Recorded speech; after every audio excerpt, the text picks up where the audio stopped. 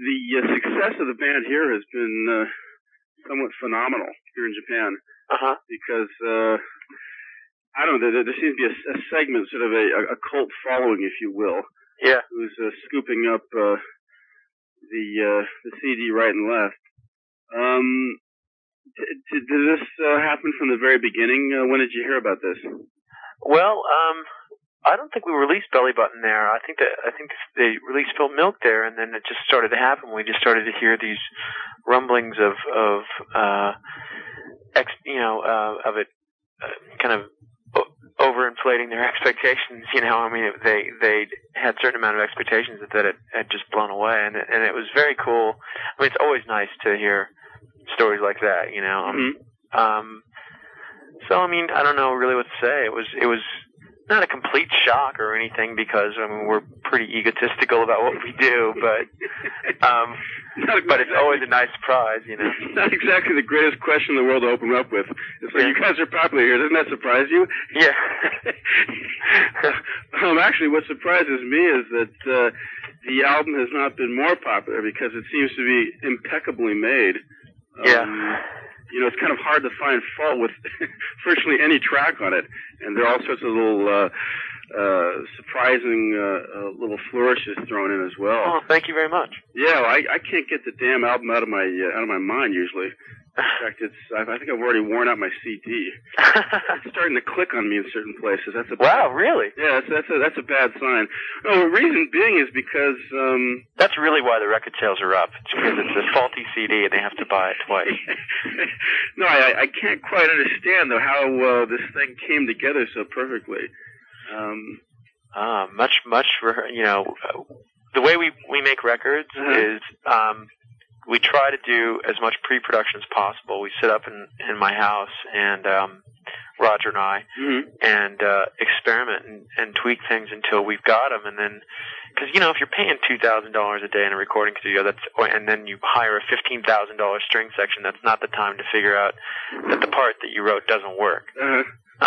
So we just try to do as much pre-production as possible, and we probably spent too much money, but yeah, I mean, it was really an effort.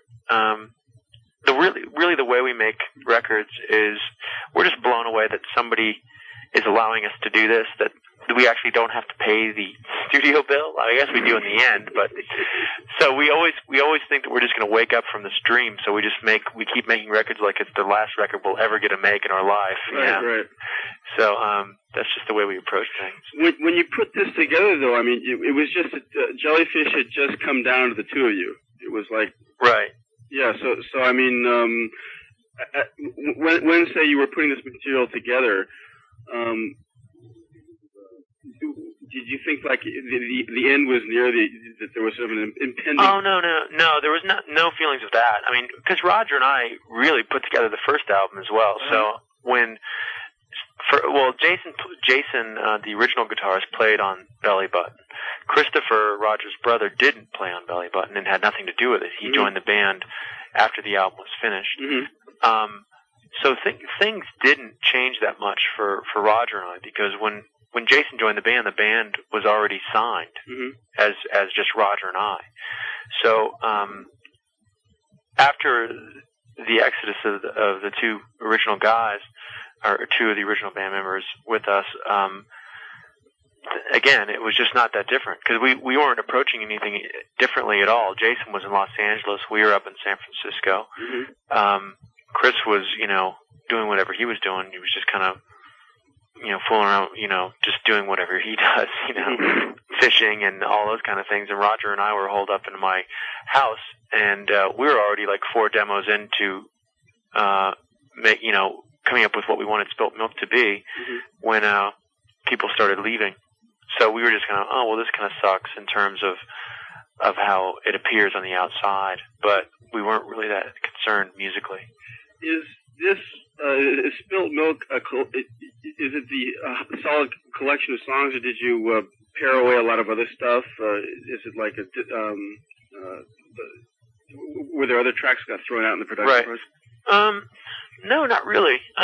What we try to do, Roger and I write a tremendous amount of songs, and we just start to songs just kind of come to the surface, and we'll finish them up, and we'll kind of put the effort into them, and if we put the effort into them enough, we're proud enough of them to just say we got to go for it, and these songs fit together in some sort of way. Mm-hmm.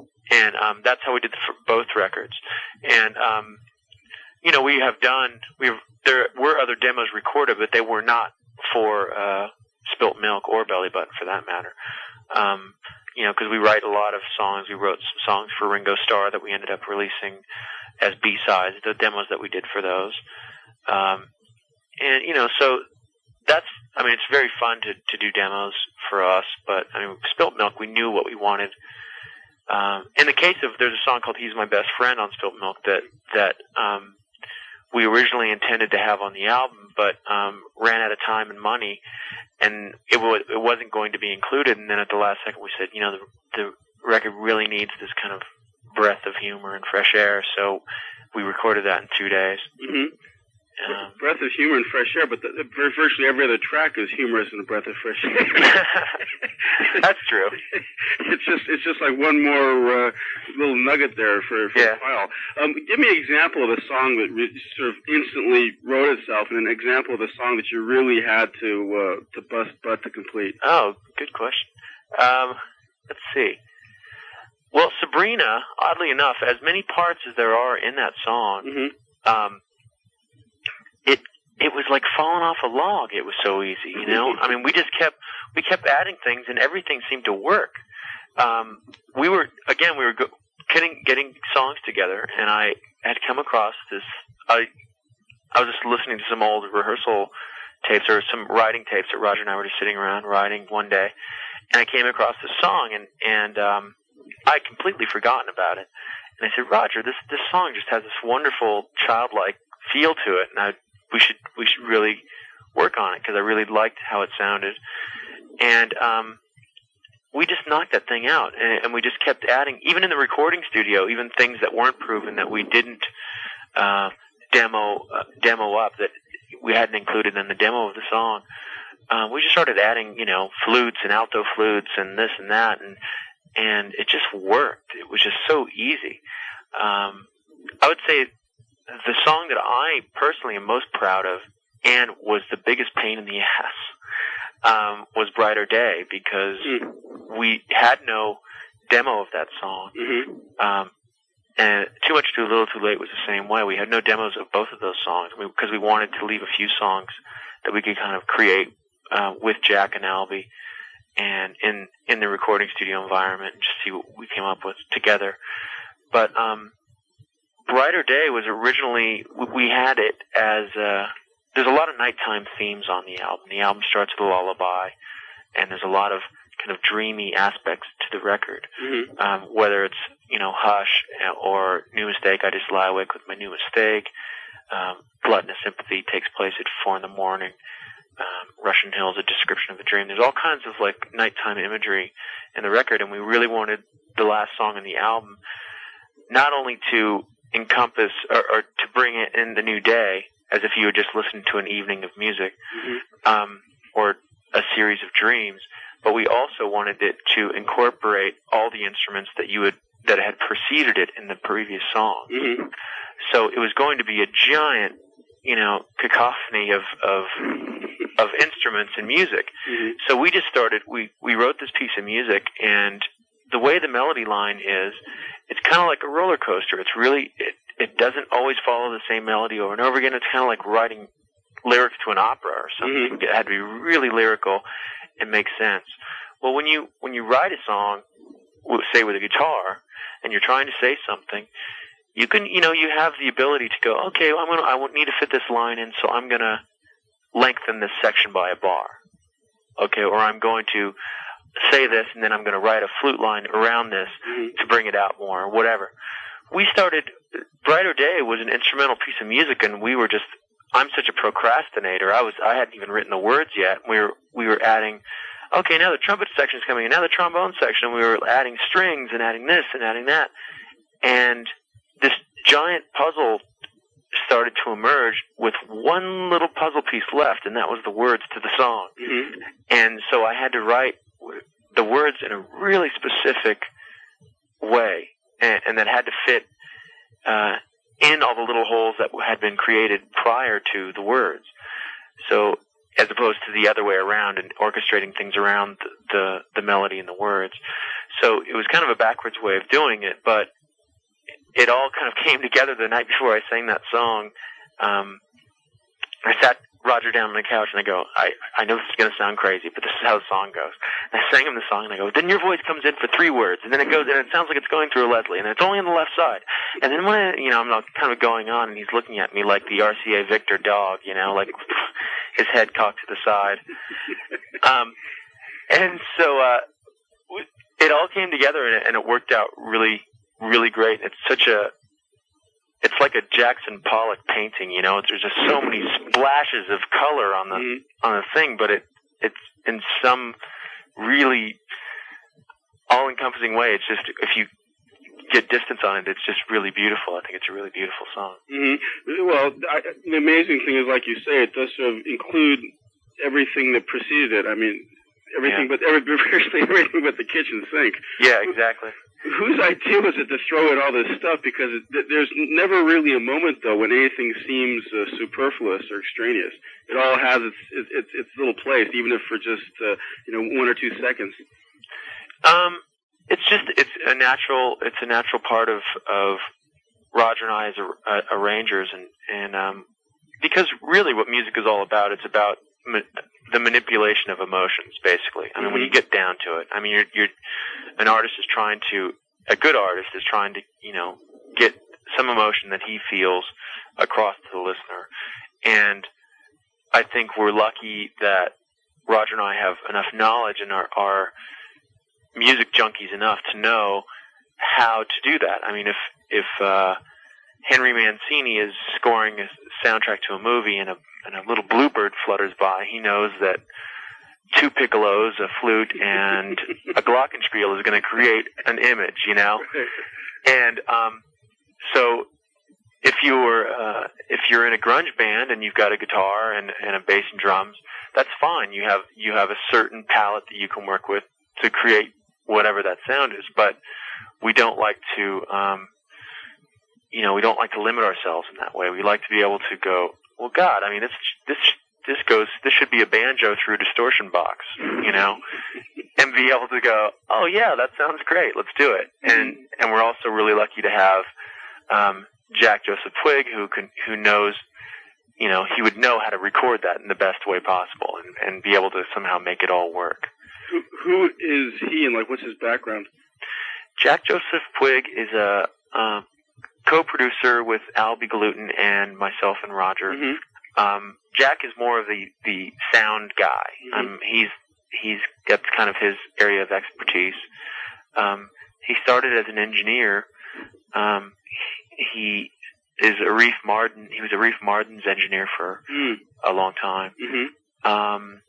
But he's just done tons of things. He's done things by himself as well. So I mean, he's just. We were actually introduced to him through Al Bigalutin. They were just good friends, and they really had wanted to work on some things together. And I just think he's absolutely the best at what he does. I think that there's a handful of really great engineers, and I think we're lucky to be able to be working with one of them. You talked about the lyrics there, and indeed, that's one of the many endearing features of the music here. The stuff seems to come pretty naturally to you. Have you always been sort of a lyrics freak, or is this something new for you? No, it is actually just something new to me. I mean, I even read the lyrics to the first album, and I'm not embarrassed. I'm proud of the lyrics on the first album, but there's something that happened. I don't know if I just became more of a literate person or more interested in that type of thing, because I felt like, okay, well, nobody else is knocking the door down to write the lyrics, so I better become better at it, And not that I felt like I was bad, I just wanted to get better at it, because I have my heroes too, I love people like Patty McAloon from Prefab Sprout, and Elvis Costello, or any, number of great lyricists, whether it's Cole Porter, or someone else, And I've always been kind of a pun fanatic, and I like to inject humor into even a serious or sad song, to be able to just kind of look at a subject matter from a few different angles. I think is always the best way to approach it, or how we approach things. Yeah, I would say. I mean, it wasn't like I decided that I was going to become some consummate lyricist or something like that. It was just something natural. Belly Button was made in 1989, and you're probably a better writer than you were in 1989. So we all grow. Right. Well, what I found kind of stunning was the glutton of sympathy, because it's such an original idea. Yeah. That was actually born out of real life. I mean, the house that we were recording all these demos in, I forget what happened, but I mean, it was like I was having a fight with my girlfriend or something, and it was a great place on a hill that was in this valley, and the ocean was on the other side of the hill, and it was just, I went out to the living room there, and we didn't have any drapes or anything, and I thought the TV was on because the room was so blue, but it was just it was just an unbelievably clear night, and all these stars were out, and I just started staring out the window, playing the guitar. And it was just such a kind of a moving experience that I just wanted to incorporate it into a song somehow. Mm-hmm. And you say the Russian Hill is based on a dream? Yeah, well, Russian Hill, it's not like a dream that I had. It is more a description or fantasy of a description of a dream. I dreamt about a Sunday drive, and it just kind of goes on to describe the dream. Mm-hmm. When we were touring around for Belly Button, I didn't really have a place to live, so I got this studio apartment in this neighborhood in San Francisco called Russian Hill, which is a really nice neighborhood. It's really nice. All the best hotels are around there, and I was paying a lot of money for the studio apartment that I never got to see. I'd pay my rent, and I would go off for a month, to tour, and then I came back, and it lasted for 3 months, then I realized I'm wasting a tremendous amount of money here. But it was just such an amazing place to walk around, and everybody was so nice, and the people were so beautiful, and everything was there was a nice park and everything. And I was used to living in, the not so great part of town. And I thought, God, what a tragedy that it's not that these people are any better or any more deserving to live in such a wonderful place. It's just happens to be the luck of the draw, or the cards that were dealt, and so I just started to. I wanted to celebrate the beauty of that neighborhood, but also again inject a little cynicism in it, and kind of inject that why can't everybody live in a place like this? Oh, I see. I guess some people new to the record are going to say, I really like the Queen song in the beginning, or there's the Supertramp one in the middle, and right. Yeah, is that a response you get very much? Oh yeah, I mean it drives us crazy because oh boy, I understand why people make Queen references, because Queen was a very vocal group, and we are a very vocal group, and when people hear vocals on top of guitars and drums, it's just appropriate. It's people go, oh, Queen, okay, great. Now I've got a pigeonhole to put them in, and that's it. And my response is, if you can name me one Queen song that incorporated any instrument other than those four musicians, bass, drums, guitar, piano, and those voices, I'll totally buy it. I'll say, yeah, we ripped them off, but we didn't. Yeah. These songs incorporate all kinds of orchestral elements. Yeah. And that's one piece of the puzzle. It's kind of like saying, hey, that man has blue eyes. Therefore he looks exactly like Paul Newman. Right. Which is not true. Right. Right. It's sure there's an element of a lot of vocal groups in what we do. We are big, we were big Beach Boys fans. Roger and I are right now writing with, well, not right now, but we were writing with Brian Wilson for his next solo album. Mm-hmm. So we've always been big Beach Boys fans, or Bulgarian Women's Choir, or any number of like vocal groups, the Carpenters, even the Zombies, So it's vocals are the neat thing about vocals is that it's everybody has a different voice. Everybody has, you have if you sang, you would have a completely different voice than the way I sound. And when four individuals sing, obviously the blend becomes something completely unique. It can't help but be unique because every individual voice is unique. So the Queen sound is based on four voices that are incredibly unique, and they create the Queen sound. We could never recreate the Queen sound, not even if we tried. Well, obviously what happens is you get the sort of, Bohemian Rhapsody style vocals of Hush, and then in Joining the Fan Club you have the We Are the Champion kind of riff. And, those are two very identifiable elements. Right, and perhaps those two elements taint those first two tracks to the uninitiated. But certainly there's a lot more to Joining a Fan Club than just that one riff there. So. Right. I mean, it becomes this game, or it has sometimes become a game of spot the influence, and I just think that it's kind of, the reviews for the most part have been really glowing reviews, and we've been really appreciative of them. But some of the reviewers, they just proceed to give it. There was a really positive review that I read, but the entire first paragraph, it was like, it was written like a recipe, and it says take 2 parts this, 2 parts this, and 1 quart this, and wait a second, is that what this guy's supposed to be doing? Is he supposed to be giving us a laundry list of what makes this up? It's like he should be writing, labels for soup cans or something that, he can put all the chemicals that were in the soup. You forget that what you're supposed to be relating to people is art, and it's music, and you should be not being so clinical about it. Well, does it really surprise you, though, Andy, that some low-rent hack is going to say, well, you boys are very clever, but I saw right through you. And let me tell you how I did it. Yeah. So, there's no... Yeah, I get it. Yeah. There's no real surprise there.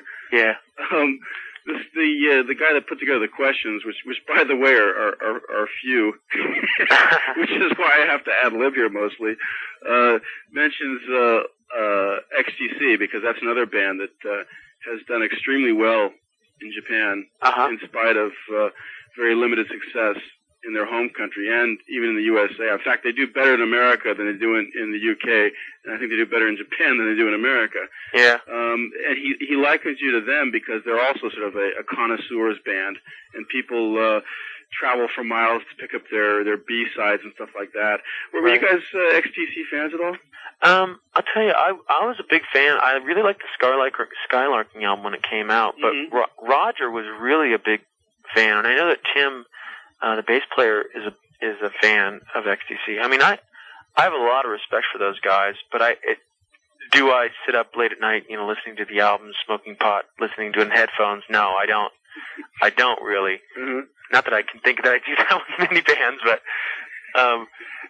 I think Andy and Colin both write really beautiful songs. I think that they're very talented people, and we actually had the pleasure of meeting them once. It was before they didn't know who we were. We didn't even have a band yet, I don't think. Mm-hmm. But they're really nice people and really great, and I wish them all the success. I hope they just keep it going and stay together. What do you listen late at night while you're smoking your pot and you have your headphones on?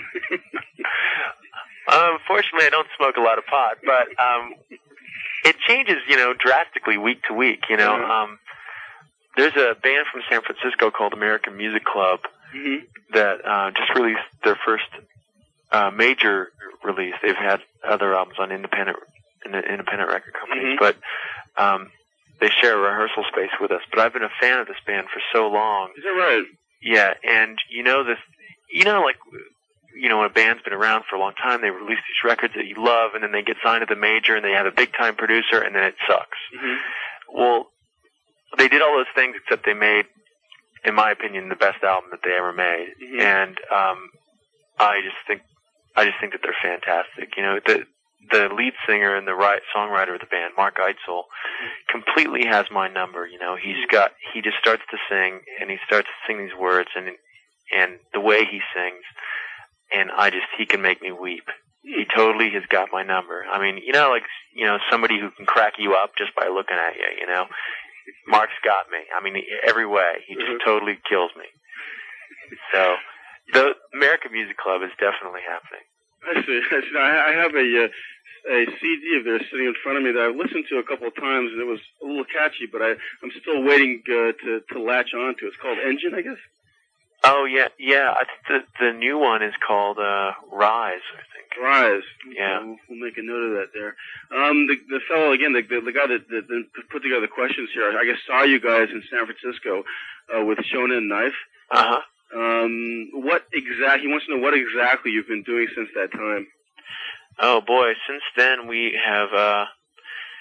did a short kind of West Coast tour, just around California, and then we kind of made our way to Texas, and then from Texas, we went off to, we went to Germany, and we went to Berlin and Germany and Sweden and Holland, and did a tour of the UK as well, all of which went really well. I was very surprised at how smoothly it went and how many people were showing up to the shows. And then we've got 2 days off, all of 2 days off, and then we began an American tour in New York, and have been heading west. And right now, where am I? Where am I? I'm in St. Louis. I'm in St. Louis, losing my mind. So we're just making our way west, and eventually we're going to end up over there. You said you went to the UK, and I guess Ghost at #1 actually charted in the UK. Was that the only single that came out there? So far, yeah. And how did that do? I think it did okay. I don't think it blew anybody away, but I didn't really expect it to. I think that it was it's meant to kind of